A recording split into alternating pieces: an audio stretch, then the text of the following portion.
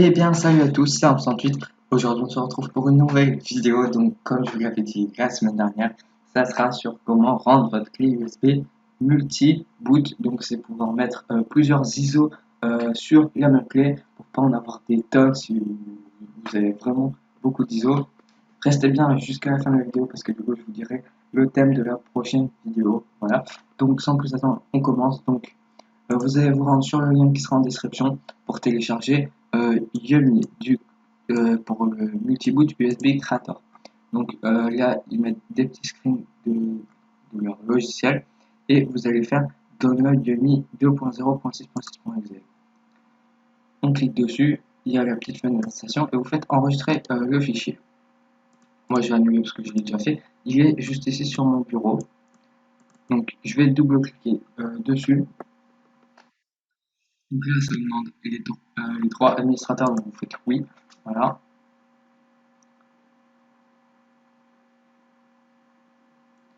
Là, vous faites juste I agree, il n'y aura pas d'installation. Voilà, donc là, vous allez sélectionner l'USB device. Donc moi, je prends celle-là, donc de 16 Go, de 14, voilà. Là, vous allez toucher à rien, conseil. Vous sélectionnez du coup le type d'ISO que ça va être. Donc moi, je vais mettre Kali et je vais mettre Linux Mint. Donc je vais vous montrer sur la clé. Voilà, j'avais écrit pour me souvenir de ce qu'il y avait dessus. Donc si j'affiche les extensions masquées, du coup, vous voyez, il y a juste un petit dossier multi-boot où il y a tout ça et que dessus, il y a bien Kali Linux et Linux Mint. Voilà. Donc bien sûr, cette clé, elle va être formatée. Je vais le faire maintenant comme ça. On perdra moins de temps parce que j'ai pas beaucoup de temps. Donc bien sûr, comme la semaine dernière, je testerai du coup sur mon autre PC pour vous prouver que ça marche bien. Voilà. Allez, s'il te plaît. Voilà, donc on va faire formater. On formate rapide. Ok. Et on est good.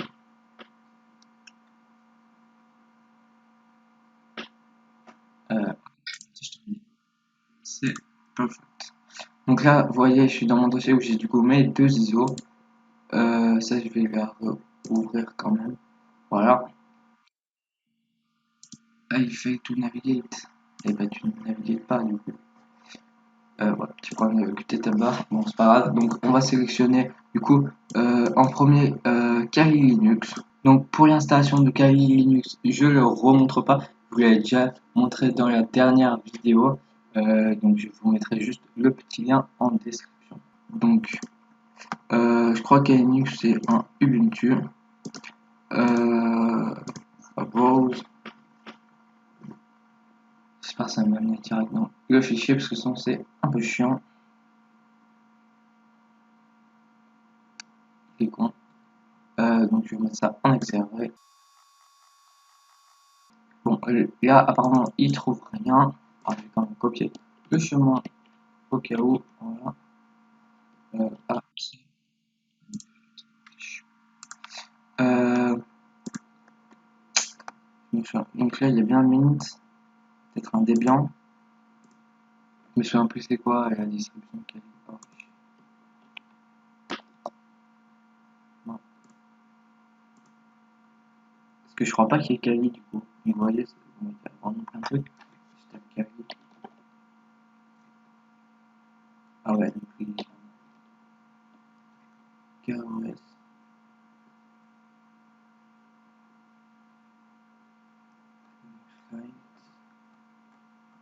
Bon, vous savez ce qu'on va faire, on va mettre Ubuntu et on va faire show au ISO. Ça fait pas chier. On range encore ce truc. Hop. Kali. Bon. Donc Kali, ça, moi je vous conseille de ne pas toucher. Vous laissez à 0 comme c'était. Et on va faire créer. Donc, ça va installer 6 Linux. Ça va créer, il va le renommer du coup multi-boot. Ça va installer le Ubuntu qu'on a sélectionné, etc. Ouais, bon, ok. Donc ça commence. Donc l'installation, j'espère qu'elle va pas prendre trop de temps. Mais bon, je vais quand même vous faire une coupure. Voilà. Donc on se retrouve quand c'est terminé. Donc là, regardez, pas longtemps après que je vous ai quitté, du coup, ça, c'est comme ça. Et il y a une autre fenêtre qui s'est ouverte, voilà. Donc c'est, je crois, pour 7zip. Et du coup, là, ce que ça va faire, c'est que ça va extraire l'ISO Kali. Du coup, ça, c'est la partie qui va prendre le plus de temps. Surtout parce que Kali, comme on l'a vu, il fait 3,1 gigas. Donc, bon, vous remarquerez après, c'est plus rapide au niveau de Linux Mint. Je crois qu'il fait que 1 giga. Ouais, ouais, il en fait 2, ouais. 2 gigas. C'est un peu plus rapide de ce côté-là. Donc, je reprends quand c'est terminé.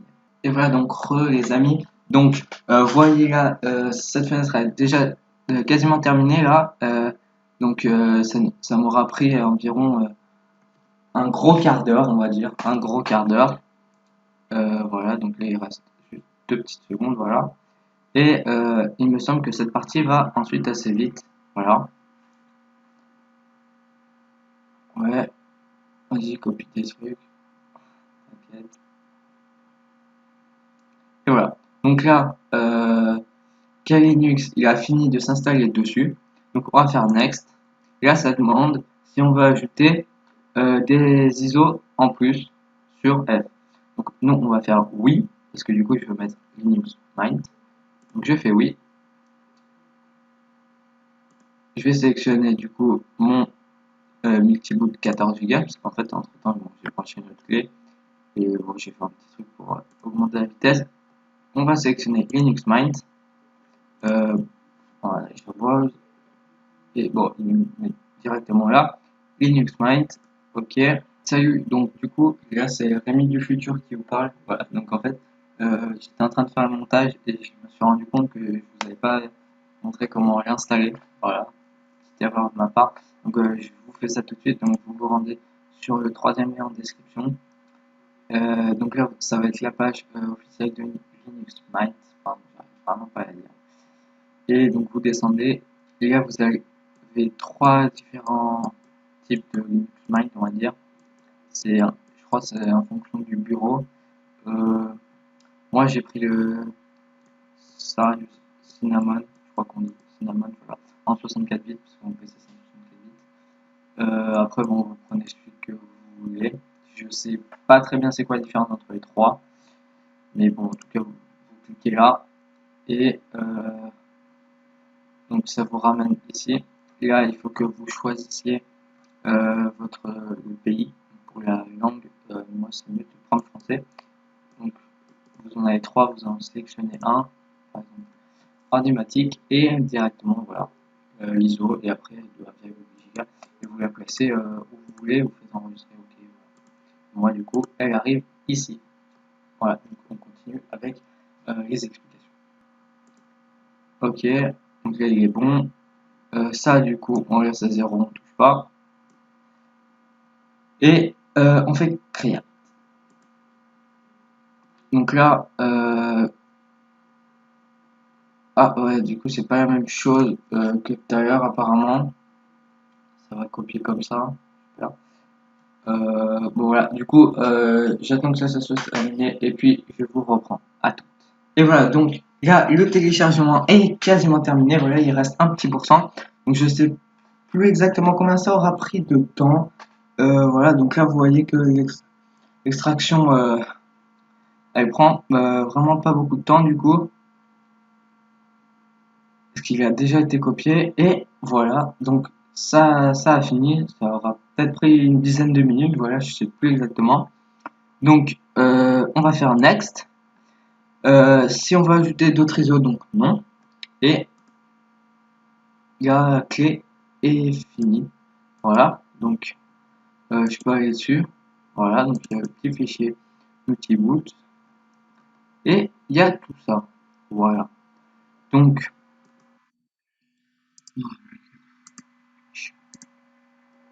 donc ça, je vais le masquer. Bon, quoique, non, je vais pas le faire maintenant parce que du coup, ça va prendre un petit peu de temps. Et ce que je vous propose de faire tout de suite, c'est d'éjecter la clé et d'aller la tester devant mon autre PC. Non, c'était pas celle-là. Ah, Donc, du coup, je vais enlever les deux, c'est pas grave. Ok, donc c'est parfait. Je vais aller tester sur le PC et je vous retrouve tout de suite. Et voilà, donc là, on se retrouve devant mon PC comme la semaine dernière. Donc, je vais brancher la petite clé et je vais allumer l'ordi. Voilà, vous l'aurez entendu. Là, cette fois, je le sais. Et du coup, ce que je vais faire, c'est que je vais appuyer beaucoup de fois sur la touche pour ouvrir le boot menu, comme exactement comme la semaine dernière. Ça va exactement se passer comme ça. Donc je vous avais trouvé deux petits sites où il y avait les touches à appuyer selon vos PC. Alors je pense pas qu'elles soient extrêmement complètes, mais je pense que ça fera l'affaire. Voilà, donc F11 pour moi. Hop, voilà, donc c'est bon. Je vais essayer peut-être de vous zoomer un petit peu. Voilà, et vous faire une mise au point. Voilà. Donc moi c'est la SanDisk. Donc hop, je vais descendre sur SanDisk. Pas UEFI, vraiment juste votre clé. Et vous faites entrer. Alors je vais dézoomer. Voilà, et vous faites entrer. Et donc là ça vous ouvre l'interface de Yumi Multiboot. Donc là il faut appuyer sur des touches, sinon ça va automatiquement boot. Donc pareil, je vais faire un petit zoom. Hop, alors voilà, pardon, je suis pas encore très habitué. Voilà, donc bon, c'est la meilleure chose à faire. Donc on va sur Linux Distribution, on fait entrer, et là vous voyez qu'il y a donc Kali ainsi que Linux Mint. Donc on va tester sur Kali en premier. Donc vous sélectionnez le Kali, on fait entrer, et là vous voyez ça vous ouvre l'interface de Kali. Donc encore une fois là, bon petit zoom, vous allez sur Live AMD64, on fait entrer, et ça va se charger comme la dernière fois. Voilà, donc encore une fois il me semble que c'est assez rapide. Voilà, donc on attend un petit moment. Normalement ça devrait pas prendre trop de temps. Alors à savoir que je pense juste le point faible de Yumi, c'est que j'ai pas encore trouvé de moyen pour que on puisse modifier une clé USB déjà qui a déjà un multi-boot, pour rajouter juste un truc. Je pense j'essaierai de vous trouver une solution. Si ça vous intéresse, n'hésitez pas à me le dire dans les commentaires. Voilà, donc là je crois que ça a fini de charger. Du coup il y a déjà ma souris qui est apparue. Voilà, et voilà, donc là je suis dans l'interface de Kali. Je vais faire peut-être une petite mise au point. Bon, je pense que c'est la meilleure chose. Donc voilà, l'interface de Kali, encore une fois, c'est vraiment la même, et c'est une version live. Voilà, encore une fois. Hop, la souris a un petit peu bugué. Ah, c'est pas le moment. Donc oui, je vais essayer de vous faire un zoom pour que vous voyez correctement le nom des fichiers. Voilà. Et donc là, ce que je vais faire, c'est que je vais redémarrer ma machine. Donc je vais redémarrer ma machine. Voilà.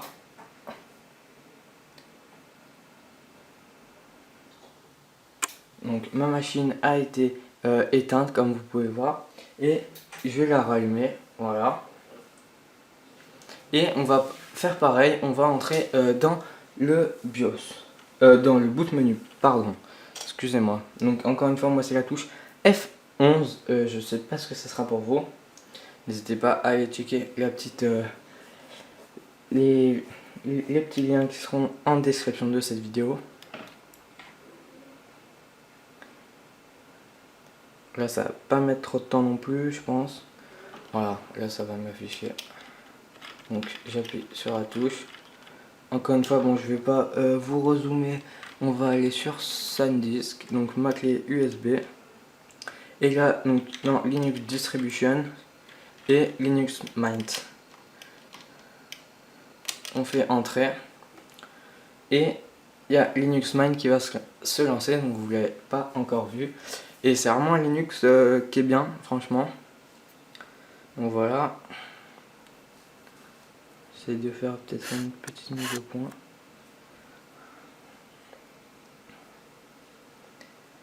Donc il est assez rapide à se lancer. Donc ouais, je l'avais pas dit, je l'ai mis dans la description parce que j'avais oublié de le dire. Et du coup, l'avantage de faire un live comme ça, ou alors un dual boot, c'est du coup, ça augmente grandement les perfs de l'OS. Parce que, comme vous l'avez remarqué, je pense, quand j'étais sur la VM, par contre là il va se lancer, il va y avoir une petite musique assez sympa, voilà. Donc il est là, il est beau. Donc comme je le disais, quand j'étais sur la machine virtuelle avec VM, vous avez vu quand même ça ramait vachement. Et du coup l'avantage c'est que là du coup il y a toutes les perfs du PC. Donc toute la carte graphique, toute la mémoire vive, tout il est dirigé juste sur cet OS, donc Linux Mint, ou Kali, ou n'importe quoi, ou Windows du coup.